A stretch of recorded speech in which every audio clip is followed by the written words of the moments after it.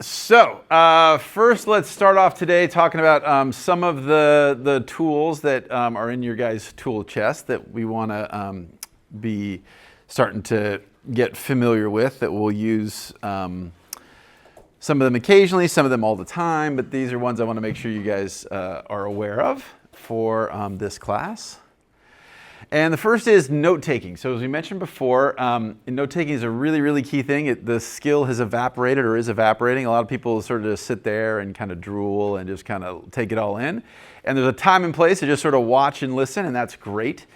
But all the research shows that you guys learn much more, you internalize much more, all that kind of stuff when you're an active part of the note-taking. Even if it's just me talking, the more active you can be, the more retention you'll have. And I get that some people are more of a visual learner and some like to read stuff and all that kind of stuff. It doesn't matter what your jam is. By being an active note taker, that helps every single person, no matter what your ideal modality is. Okay, so what do we mean by note taking? By note taking, I mean, you know, as I'm talking, as you guys, if we have a guest speaker, as you guys are watching some recorded videos to illustrate something, as you're going through one of our readings, the same thing applies. And so that's going to be have something to jot down notes. Now, some of us are, I like my laptop, I'm just going to type my notes in and whatever, and that's okay. Generally,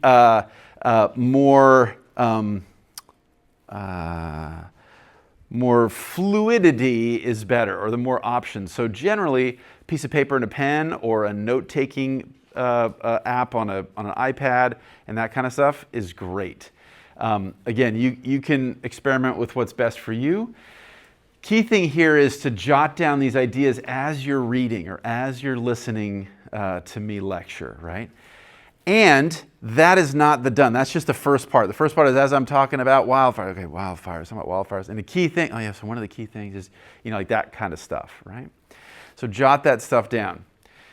Once you have that, you're not done. So just listening to me, you know, do my spiel is great, but then you need to make sure it makes sense to you. So then you need to reorganize whatever info I've gotten to you, whatever you've pulled from the readings, whatever, and you want to restructure that, right? In some cases, like for example, with my lecture, I try to make them make logical sense, right? Hey, we're going to talk about these 5 things. Here's the first thing. Here's 3 examples of that, you know. So I try to have a well-organized lecture. You can tell me if I succeed or not about that. But definitely in other cases, you know, here I'm doing reading 1 and reading 2 and reading 3, and you know, they're not necessarily, you know, structured the same way, say, a lecture is for you. So regardless, you're going to take all that kind of stuff, and you're going to want to, you know, big picture it. So big picture it. So reorganize. So what are the big themes? Okay, so Dr. A was talking about, I don't know, disaster aid today, and so the key themes were like A, B, and C, and we see those, you know, all that kind of stuff. So I'm going to sort of, you know, rephrase that. And then after I sort of have kind of mentally organized it and mentally reshuffled stuff, then I want to go back and make it neat, right? So just this process, just doing this process, you know, getting your initial, you know, chicken scratch notes down, just super quick, misspelled, half words, all that kind of stuff. And then kind of, okay, so let's see. Okay, so I see these 5 themes keep popping up, you know, that kind of thing. And then the recopying over. That's studying. That's essentially what you guys are doing, right? And so by doing all this, not only will it help you retain the stuff, but it'll also help you draw connections amongst different things. So something I said last week in lecture, something we saw on a field trip, a video you watched 2 weeks ago. Oh, yeah, that seems to be an example of this idea we're talking about, right? That's the key thing. So not only that final step is not just sort of solidifying stuff, but it also gives you an opportunity to pull together all those disparate threads or things that might seem disparate into a cohesive whole. So this process is what I mean by note-taking. So a lot of times people think note-taking is just the jotting down. It's really this whole process. And so if you've been doing that forever, awesome. If you've done a little bit of this to date, work on, step 2 and 3. And if you haven't done it all, awesome, take a deep dive and go into it. I don't have a particular format, so a couple times, if you recall during the semester, I'll say, hey, guys, let me just see your notes. And I just want to see your notes. I'm not gonna double check the dates and whatever. I just want to see the process. I want to see you guys having stuff. And so when I ask for that, what I want to see is I want to see your most sophisticated version, your level 3. I don't need to see your initial parts. And also, it's your jam. And so some of us, this might work well, that might work well for other people. I'm not judging. I don't care, but I do want to see it. And I'll just show you a couple different ways that people have done note taking. And it's not as if one is wrong and one is bad, it's just different approaches. So one type of thing that definitely helps, especially when you're kind of early on into a subject and early on trying to get a sense of stuff, is this more of a mind map type of approach, meaning we have all these random ideas, and I kind of sort of jot these random ideas and then sort of draw a physical line. Okay, so this thing is connected to that, and that thing's connected to that, and that can help, for some of us that are more visual learners, that can really help us with the organizing. And okay, so I should talk about this thing first, and then that, and then this thing leads to that, and that's an example of that. So that's a fine way to start. I'd say one of the things that's been most helpful to most students over the years are some of these more formalized processes. Again, you don't have to use this, but this is one of the most popular is the so-called Cornell method. And you're welcome to do it. If you haven't tried this, I would say give it a try for a lecture or two. And if it's not your jam, that's totally cool, but give it a try. Most students seem to find this really helpful. And so it's named after this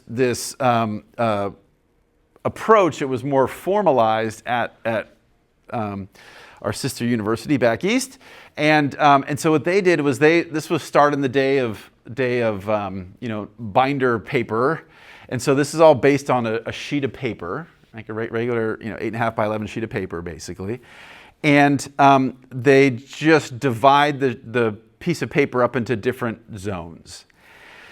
And so we have the notes, which is the part that you would like, as I'm talking, that you'd put your jotted stuff down in the white zone here, right? So the name of the theory and the key date and that kind of stuff. And then we finish up. So our class finishes, and then I know this isn't always possible because sometimes you guys have a class back to back, but as soon as you can, after we're done with our formal instruction, or after you're done with your study session of reading the papers or whatever it is, take a pause, stand up, stretch, touch your toes, go hit the bathroom, come back, and then very quickly put down the key themes that you remembered from those papers you read, that module, my lecture, whatever it is. So here we were talking about spending and how people spend money after disasters. Okay, and the key thing was he talked about these 3 assumptions that people seem to make, right? That kind of stuff, right? And so that'll help you with the initial organizing. And then within that night or the next day or so, then do a summary of kind of pull all that stuff together. And so this was again made when most people were taking notes, pen and paper or pencil and paper. And so you'd have many of these notes for many of these pages for a particular class. But that general approach, a lot of people find helpful. If you do, great. If not, you can pick whichever your guy is. Just like writing, just like graphing, all that kind of stuff, it really, you really got to do it. And if it's the kind of thing where you're taking a bunch of notes and then you're leaving it aside for 3 weeks and then going back to it, that's not going to work, right? You guys need to build your schedule to review material, not just my class, but all our classes soon after that session, right? So put it in your schedule. I got to have a half hour here to go over my notes, update my notes, do my summaries, that kind of stuff. And I've said it before, the example I always pick on is one of my old professors who was a weirdo, a total freak. He loved opera and he was a soccer hooligan. So he's like, there's a lot of contradictions in this guy. He was the only guy I know that when we talk about writing or any of these processes, would sit there, he'd steeple his fingers and look at his computer screen for like 5 days and not do anything. And then he'd go, okay. And then he'd type out his paper and it would be essentially perfect. He was weird. Nobody else on the planet operates that way. All of us take a stab at something, making a figure, doing a write-up for our assignment, right? And then take a break and then go back and check it and revise and revise. So that's really the key thing. The key thing is in the revision and making it tighter and tighter and tighter. And the same thing goes for our notes. So your first draft and then first sort of sketch out stuff and then revise and tighten it up. And so then also it's just a good habit of muscle. I would encourage you guys to be going over this, your music class, all that kind of stuff, a little bit each day. So you don't have to go through all the last lectures every single week, but a little bit of review frequently is really, really helpful. And then as that happens, you all are going to go from knowing nothing about disasters and knowing minimal about disasters or whatever the other topic is in your other classes to, okay, I'm starting to get a little familiar. Okay, I sort of remember that idea. Okay, cool. And then as we get farther in, okay, I'm starting to get this jam. And so you're going to be able to see new insights, right? So that's a key thing here is that one of the things that comes from this notes is not just you learning the material, but you getting new perspectives, right? And maybe some things that I haven't thought about or other people haven't thought about. And that comes from being able to draw the parallels between all these different materials and the constant themes. So the takeaway here is build in time to do note taking, be an active note taker, and don't just sort of take notes once and leave it, right? Kind of we want to get in this muscle memory, this professional behavior of just go back and double check, let me update, let me tweak, let me this, let me that. Awesome. All right, cool. Questions about that stuff? Make sense? Hopefully that's pretty straightforward. Okay, cool. Okay, and so here's just an example of some of kind of my notes when I'm like reading stuff. So I'll show you a slide of this thing on the left in a little bit later today. But okay, so in this case, this would be a PDF or one of our papers that maybe we're reading, right? And so I am not I don't like to type all that much, so I like to write with my hand, right? To write out notes. So back in the day, I would have the paper, I'd Xerox the paper, copy the paper, and I'd write on it and stuff. Nowadays, usually I just suck that electronic version into, for me, I have an iPad, and then I use an Apple Pencil, and I can just sort of jot right down on the thing. And that, to me, is helpful. A couple things here.